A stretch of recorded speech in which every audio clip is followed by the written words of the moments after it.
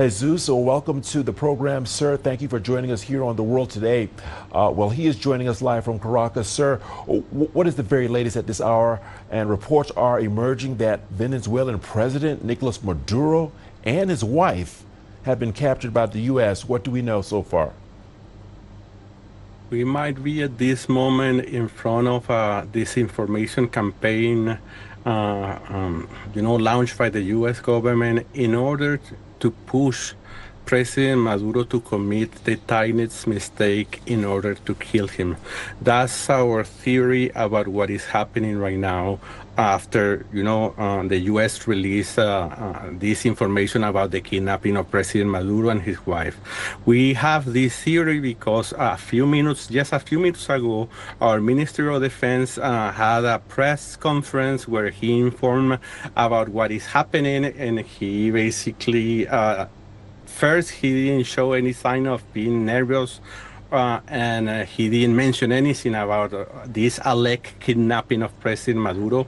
Also on social media, some, high-ranked Venezuelan officials have been sending messages letting the people know that President Maduro and his wife are safe and sound in Caracas. So at this moment, we call it the hora loca, the hour of misinformation, and anything might be happening by our guest. Our theory is that maybe the U.S. is just pushing for the tiniest mistake for President Maduro and his entourage in order to find a way to really kill him, which is what they really try if you look carefully at the videos that have been spreading in social media about the strikes in Fuerte Tuna complex in Caracas. Well, Mr. Jesus, in light of what you've just said, what has been the reaction from the people from the latest strikes and the explosions and, of course, the statements you've just mentioned here? This thing happened just when everyone was sleeping. And there has not been too much mobilization. Actually, right now in Caracas, it's still dark. We are at 6 a.m. in the morning here, so everything is like in intense calm, if you want to ask me. But if you read too much mainstream media, you might believe that there's a lot of people in the streets celebrating the kidnapping of President Maduro, and that is not happening, mainly because mainstream media misrepresent extremely badly what happened in Venezuela and the support that Chavismo has and President Maduro has among the people. And it's important to say that even in the case of the kidnapping of President Maduro, we have constitutional norms that allowed the Vice President, Delcy Rodriguez, to become the President of Venezuela in the case of the absence of President Maduro. So the continuity of the Bolivarian Revolution is not at stake, if you ask me.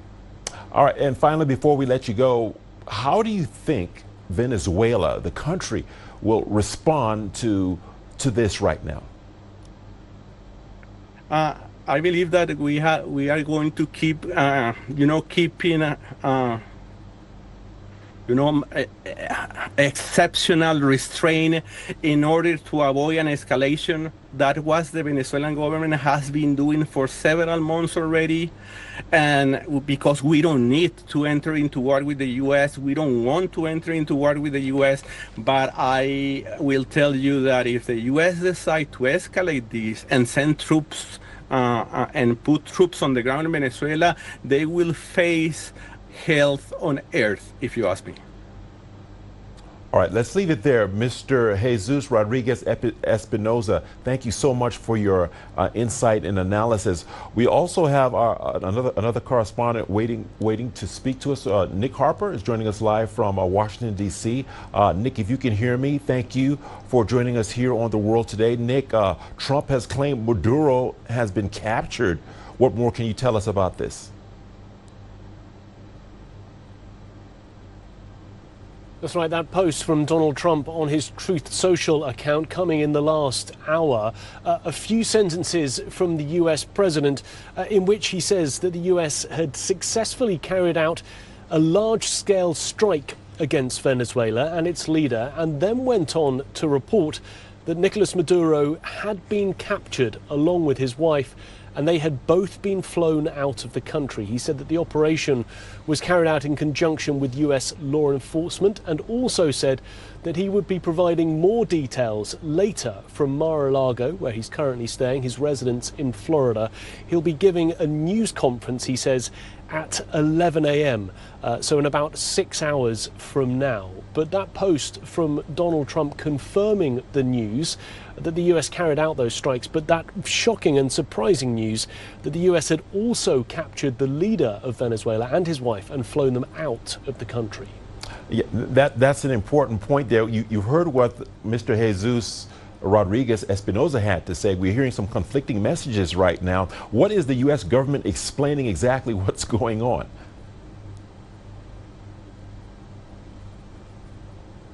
Well, there have not been any other official reports or confirmations from any other US government officials. For example, the State Department, the Pentagon are yet to comment on any of these things. But we are hearing from Venezuelans, including the Vice President, who is calling for proof of life of Nicolas Maduro, essentially saying to the US, show us the goods. Do you have Nicolas Maduro? And if you do, we want you to prove it. But we have, however, heard from some lawmakers, including the US Senate Armed Services Committee, saying that they were not notified in advance of any potential airstrikes.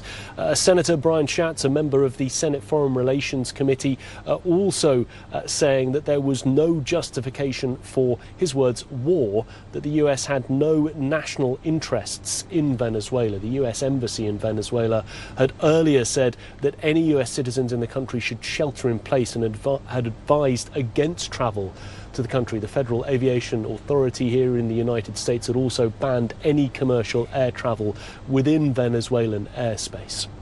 Nick Harper, that leads me very nicely to my next question. Talk to us about Trump's goals in Venezuela and the events leading up to these events that we are seeing right now.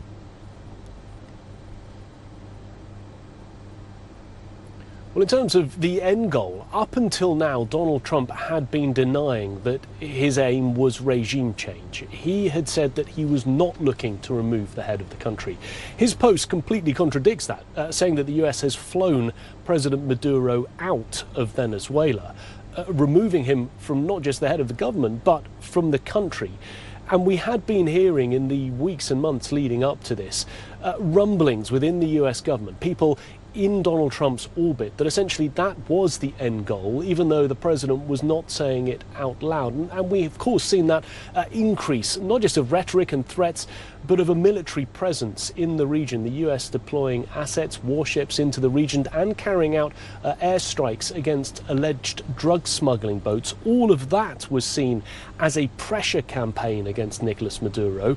He had even signaled in the last couple of days that he was willing to carry out talks with the US government. However, the US government seems to have contravened all of that, have gone around him and simply removed him, confirming, therefore, if Donald Trump's post is true, that the US all along was looking for regime change in Venezuela. All right, and Nick, before we let you go, finally, can you give us an idea of how the U.S. media itself are reacting to these strikes?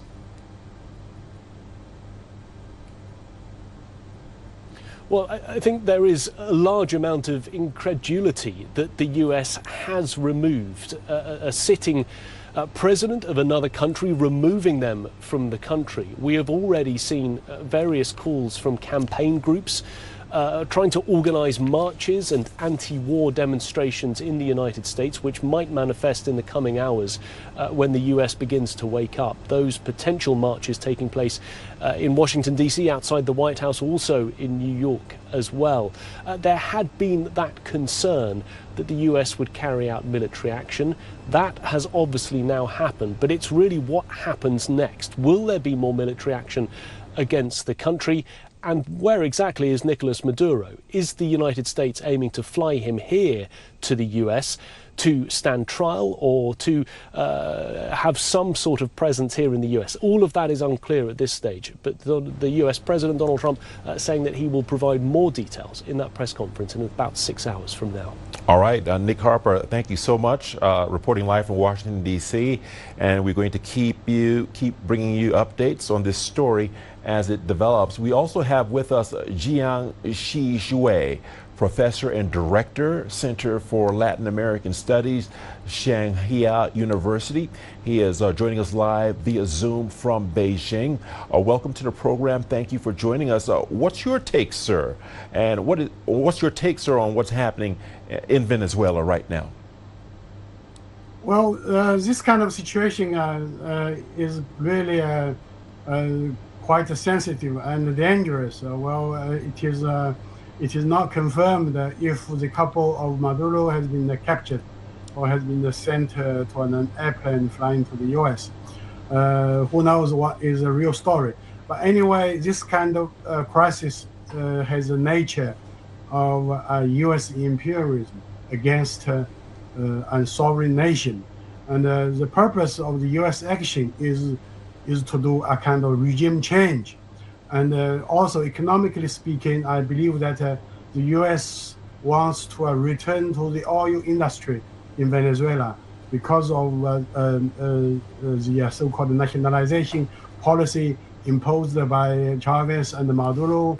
The U.S. Oil companies have left the oil field in Venezuela. So I think this kind of action by the U.S. Is two-dimensional, politically and economically. So let's see what will happen. I believe that no one really is really capable of ruling the country, Venezuela. The opposition is not in a nice position to rule this country. So let's see what will happen in the next few days. Right, so you say this event is two-dimensional, political and economical. How would you say, sir, that we got here, and what do you think might happen next, most importantly? Well, I think the crisis might get worse and worse, no matter whether the couple of Maduro has been captured or not. So that means that the countries in the region are going to face an unpeaceful environment. You know, this region has declared itself as a zone of peace. And now this zone of peace has been broken down by the US imperialist action. So this is a tragedy for the people in America.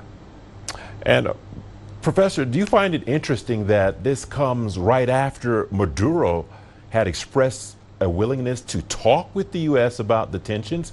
How do you see the possibility of possibly walking back the events between Venezuela and the U.S. now that it has all come to this? Well, you know, since 1999, when Chavez came to power, the government of Venezuela has been carrying out a foreign policy of anti-U.S. imperialist. So the U.S. is very angry with this South American country, and the U.S. has been imposing all kinds of sanctions against Venezuela. So the people in Venezuela suffer, and it's reported that quite a few million people have left this country, beautiful country. Well, now the U.S. just wants to see a regime change, but who knows who can really run the country? Okay, so I hope that as the UN Security Council will do something. So I often ask myself, where is the United Nations? Where is the international law? So people everywhere are asking if the President of the United States will really get the so-called Nobel Peace Prize. Well, finally, before we let you go, what is your opinion now on Trump's goals in Venezuela? I'll let you have the last word. Well, I think the whole situation will not become, well, who really knows? I believe that the U.S. even cannot know the answer to this kind of crisis. And in the past several years, this beautiful South American country has been suffering from a political crisis, economic crisis, and a social crisis. And now I believe that these multiple crises will get worse and worse, and people in Venezuela will suffer more in the near future. All right, let's leave it there for now. Thank you so much. We've been speaking to Jiang Shui, Professor and Director, Center for Latin American Studies at Shanghai University. Now,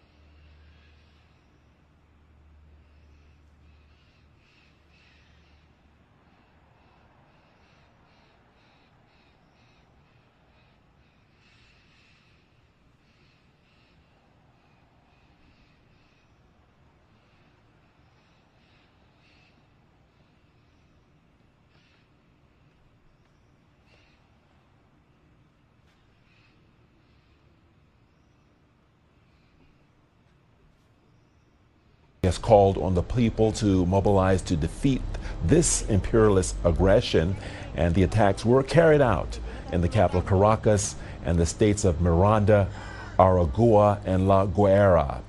Several large explosions and low-flying aircraft were seen around 2 a.m. local time on Sunday in Caracas. Parts of the city's southern area near a major military base were reported without electricity. And in other news, a Yemen separatist movement, the Southern Transitional Council, says it aims to hold a referendum on independence from the north. The group says there will be a 2-year transitional phase during which it will administer the southern part of the country.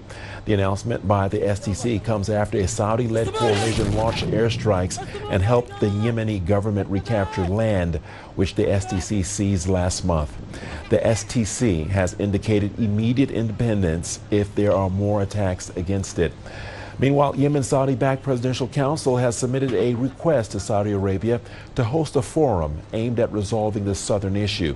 Saudi Arabia has welcomed the request. The Republic of Korea President Lee Jae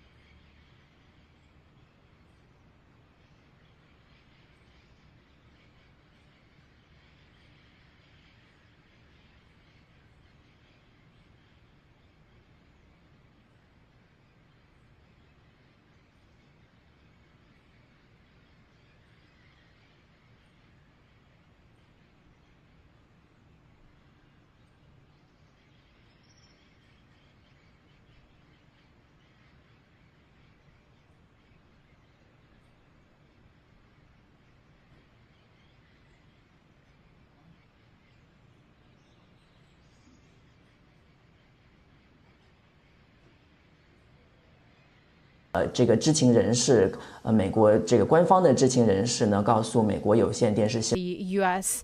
and also told that the CNN, that's according 闻 to 议院的 insider, 军事委 and the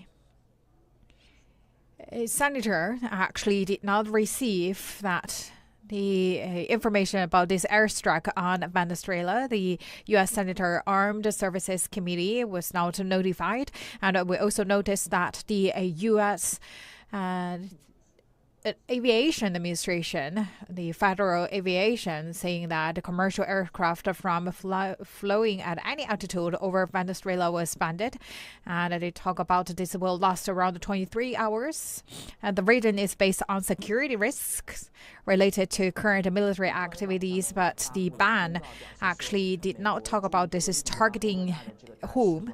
And also we could see that the U.S. State Department has also issued on its official website stating that the U.S. Embassy in Colombia and also should the notice and also the warned that U.S. citizens in Venezuela to take shelter where they are. So let's also go through that the possible reasons. Right now, there's no official response or statement from the U.S. officials back then, because at the earlier time, there's no really the details released about this airstrike, and also no detail related to the operation.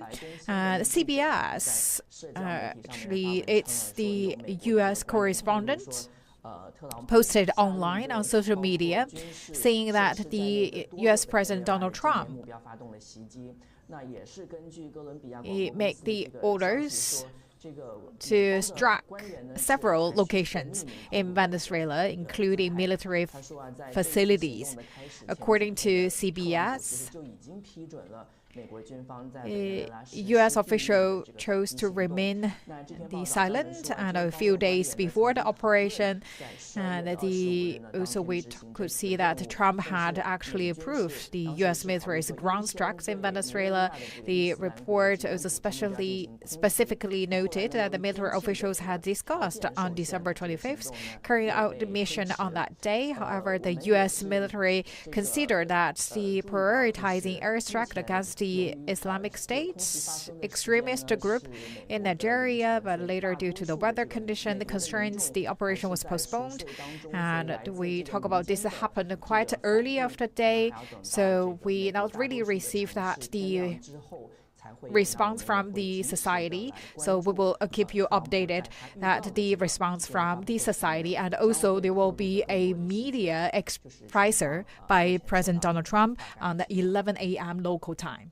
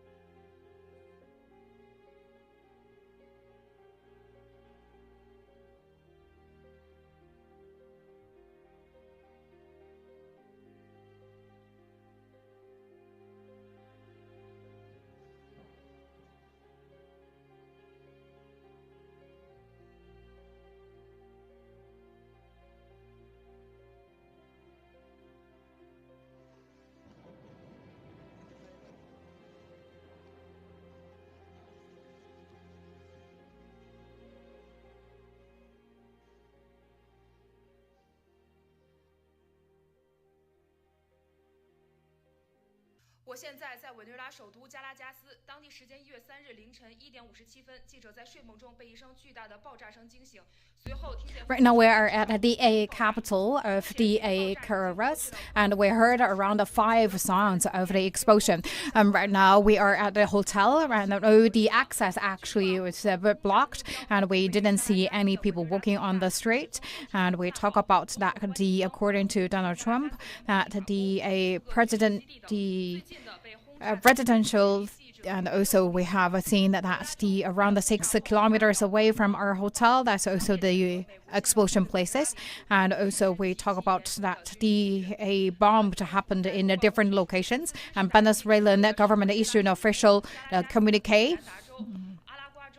That's also the express that the condemn and this against the Venezuelan territory and the people, and the government pointed out in this communique that the military strike targeted Caracas, the capital of Venezuela, as well as the civilians and the military targets in 4 regions.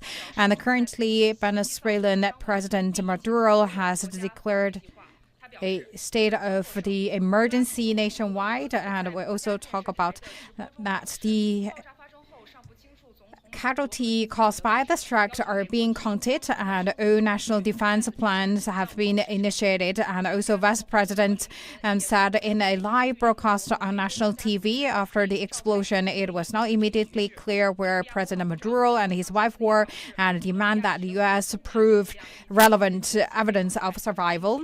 And also it remains silent until then. The Colombian president also called on the United Nations and the Organization of American States to immediately hold an emergency meeting.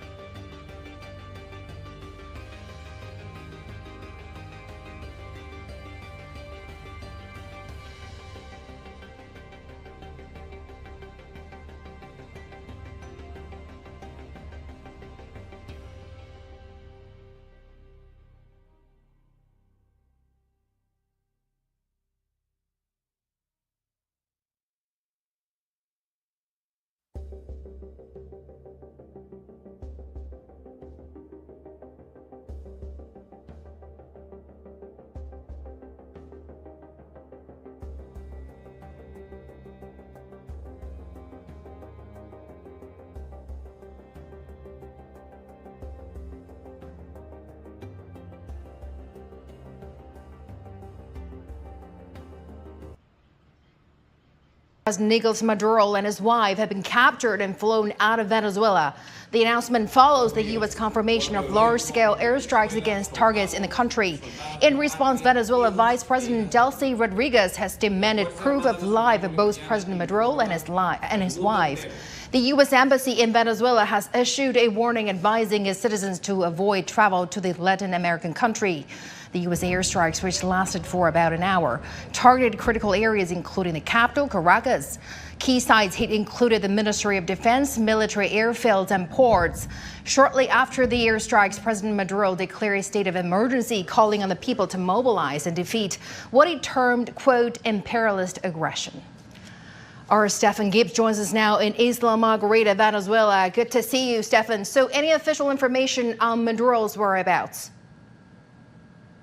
No information at all. All we've heard from the United States is a posting by President Trump that President Maduro and his wife were captured, and there will be a press conference on this in a few hours' time. From the Venezuelan side, from the Vice President, Delcy Rodriguez, we heard her demanding in an audio message proof of life of both Nicolas Maduro and his wife. So in a way, she did seem to confirm that he had been captured. The question really now is who is in charge of Venezuela. The Vice President, Delcy Rodriguez, according to the Constitution, would be the person that does take over the control of this country. But a very dramatic last few hours we've had here with those airstrikes in various parts of the country, including most notably Caracas. Extremely loud explosions were heard in the military base Fuerte Tuna in the center of Caracas, which is one of the places, not only is it the head of the center of the Ministry of Defense really there, it's also a residential area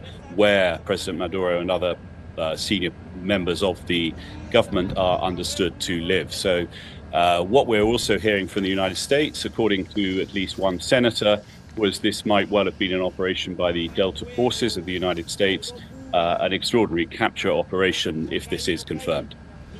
Well, what is the mood like there now in Venezuela? Did you talk to residents, and what is the atmosphere there?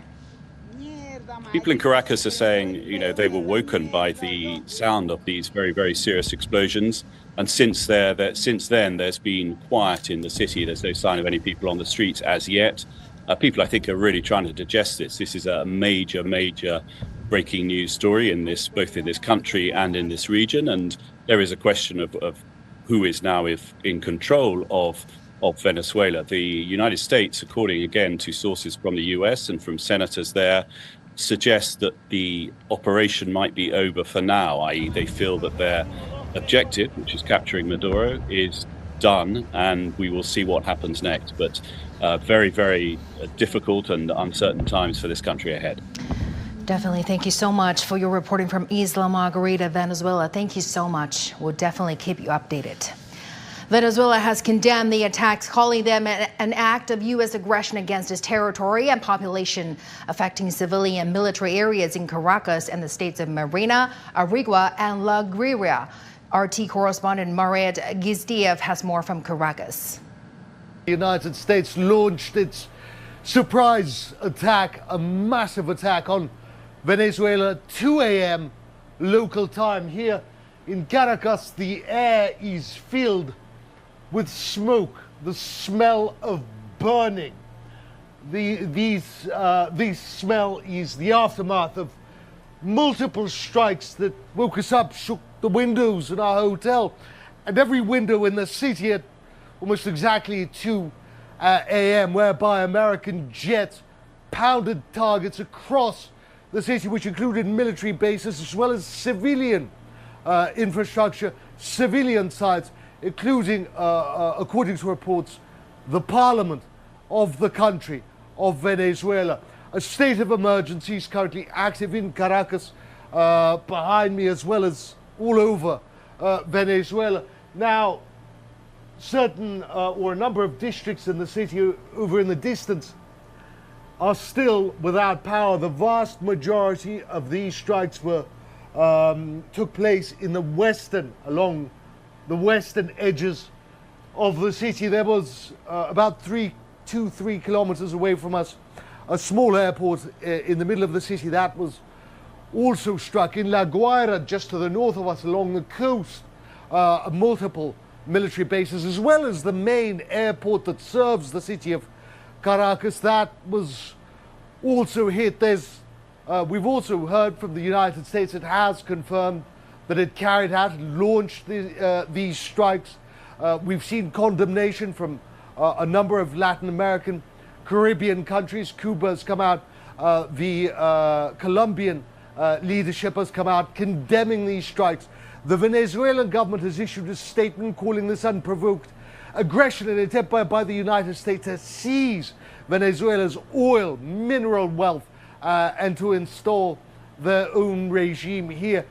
A violation of every written and unwritten international treaty, international law, international rule. Well, U.S. President Donald Trump said the United States has captured Maduro following military airstrikes in Venezuela. Our Nick Hopper has more from Washington, D.C. But we're still waiting for official word from the US government, but various different news agency and US networks are reporting that Donald Trump ordered these strikes on Venezuela. One official telling CBS News, speaking under the condition of anonymity, that the president ordered strikes on various sites inside Venezuela, including military facilities. And as we've seen, the largest military complex inside Caracas, the capital itself, there have been explosions, fires currently taking place. It seems as if that was one of the locations that the US president has targeted. And of course, this comes off the back of months of escalating rhetoric from the United States. Donald Trump on multiple occasions suggesting that he was ready to carry out strikes on Venezuela, and that coming after we have seen these strikes on alleged drug smuggling boats in the area around Venezuela. A couple of extra strikes happening in just the last 48 hours with 8 extra people killed. But we have seen attempts, I guess just even in the last few days, from the Nicolas Maduro government in Venezuela to try and extend an olive branch. The Venezuelan president saying that he was ready for talks with the United States whenever and wherever they wanted, saying that he would be happy to engage in talks about drug smuggling, but also looking at the possibility of offering US companies access to Venezuelan oil. The U.S. airstrikes in Venezuela have drawn responses from several nations. Colombian President Gustavo Petro has called for the UN Security Council to convene immediately. Cuban President Miguel Diaz-Canel condemned it as, quote, criminal U.S. attack against Venezuela and demanded an urgent response from the international community. Russia says it's deeply concerned and has labeled it as, quote, an act of armed aggression. Spain has called for de-escalation, moderation, and respect for international law. Italy's foreign ministry says they are monitoring the situation with particular attention to the Italian community there. All right, for more insights, let's bring in Professor Rong Ying. He's the chair professor at Sichuan University. Thank you so much for joining us at this hour, Professor. So tensions between Washington and Caracas have escalated sharply in recent weeks. In your assessment, was this development something you anticipated? Well, certainly, I think the relationship between the United States and Venezuela has been, rising tensions and conflict. But I don't think that people would expect that the United States would conduct such an extraordinary operations to capture a sitting president of a sovereign state and bring the president and his wife back to the United States for so-called trial. This is something very extraordinary, very unprecedented and unusual, even for United States, because the last time, if I remember, was 1989.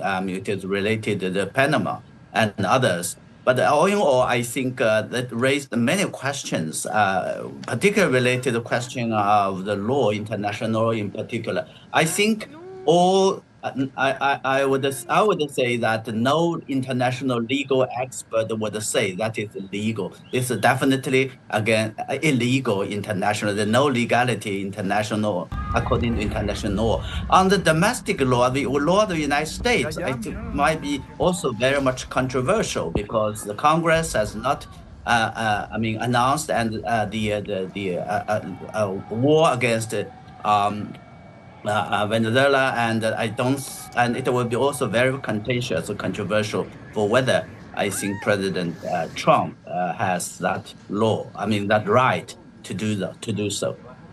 Well, actually, Professor, on Thursday, President Nicolas Maduro stated that Venezuela was open to negotiating with the United States on combating drug trafficking, an issue President Donald Trump has repeatedly cited when threatening military action.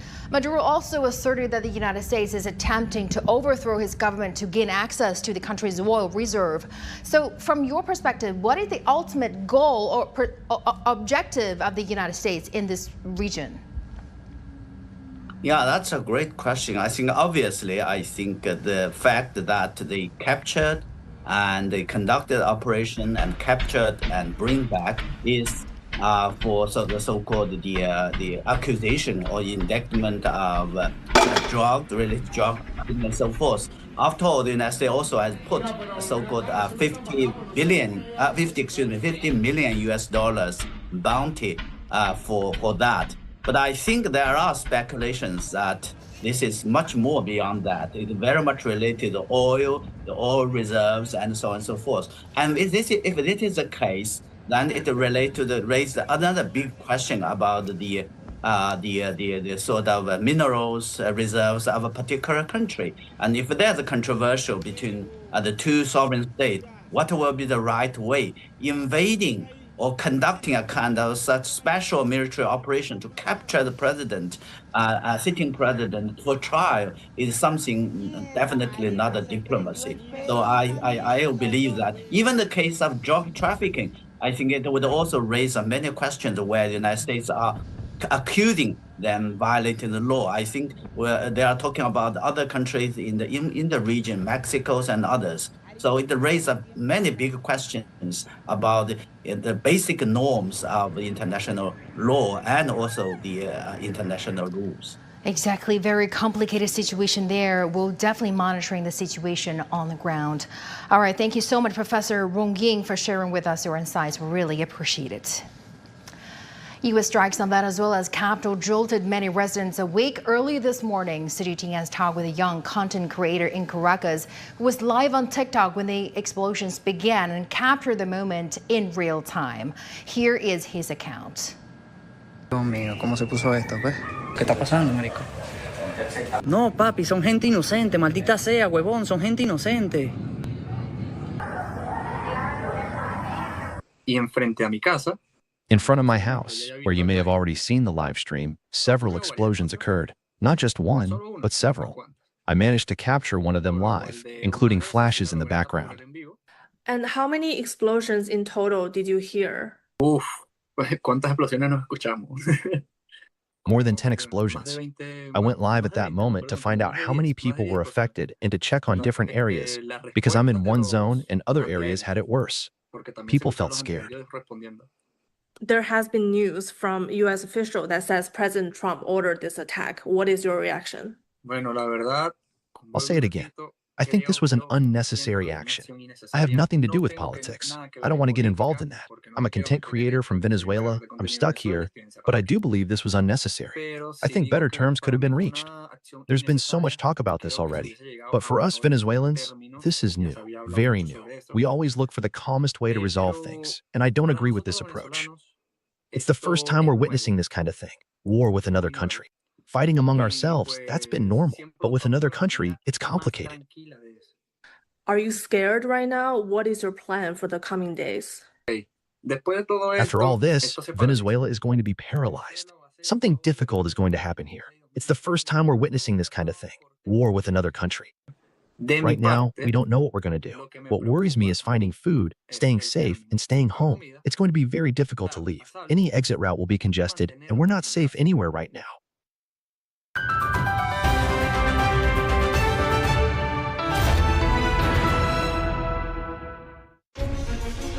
Images may appear to be identical, but looks can be deceiving. The difference is not always obvious.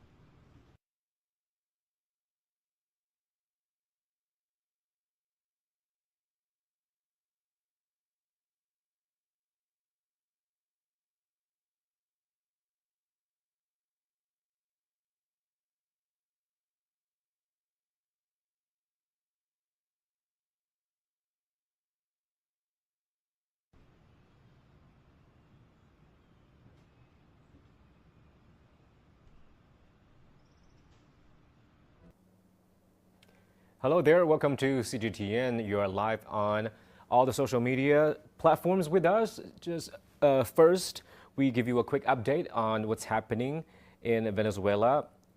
As we know, U.S. President Donald Trump says that Venezuelan President Nicolas Maduro and his wife have been captured and flown out of the country.